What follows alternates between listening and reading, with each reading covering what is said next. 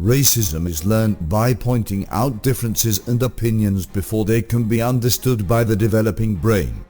Cognitive failures, negative reinforcement, leads to learned helplessness, a condition whereby an organism gives up hope of being able to do things that are within their power, and instead submit to learned patterns. Example, I am racist, I can't help it, so I will be racist, or hate myself, to self-decrement. Abramson, 1978, such as the Clark or white male phenomenon, where they will believe and accept anything detrimental to their true character, by impulse rather than acknowledgement or reality. Hiroto, 1975, Maya, 1976. This is also demonstrated in men's compulsion to simp or virtue signal. Hiroto, 1975, within 0.43 milliseconds. Pain, 2014, leaving children and men with the first compulsion is to virtue signal, and White Knight, to combat false perception of self and negative reinforced false guilt or false confession. Cassin, 1996. To be told you're different is to cultivate racism and structural violence against children, especially male ones, which should be considered structural violence. Galtung, 1971, a crime against humanity. Farmer, 2004, cruel and unusual psychological punishment. Farmer, 1996, and in America a violation of the Eighth Amendment, especially when children are subjected to it. Lutz, 1999.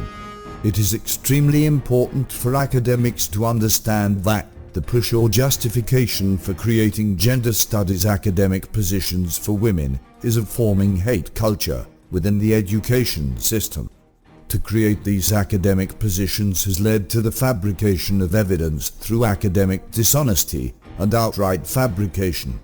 This cult mentality discounts sexism and racism from subsets of society just to demonize white males, which is not only academically dishonest and delusional, but a violation of inalienable human rights and the responsibility of government for human security.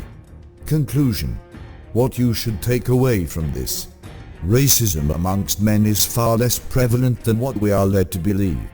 That normal competition-based instinct are often misinterpreted under the hegemony of liberal regressive education as a confirmation bias, a racism to push a delusional narrative. That it intentionally targets men for normal biological and healthy competition and twists it with confirmation bias or outright dishonesty into fictional racism and inhumane negative reinforcement. This has most likely led to the white male or white guilt phenomena. That this is created by a false assumption on a sociology cognitive chronometer experiment that is deeply flawed and is likely to be intentionally biased in light of other research. Due to the fact that racial conflict only starts to become a prominent problem when racial groups have incompatible beliefs and behaviors that threaten the existing culture when it expands beyond 17 to 30% of said society, due to the protective instinct and evolutionary reproductive success instinct or framework. Finally, the teaching curriculum to prevent racism is most likely the cause, and through negative reinforcement cultivates racism through mechanisms such as learned belief frameworks and learned helplessness against an illusionary enemy of self. Racial education in light of research and simple methodological logic does more damage to society and more than likely encourage racism rather than reduce it.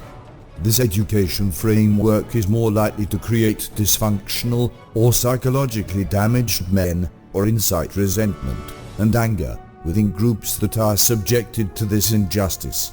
Further research by myself is already underway to academically discuss sexism and rape myth under the same framework, but time and finances are almost non-existent, which is the reason why this article is so late in development. End communication.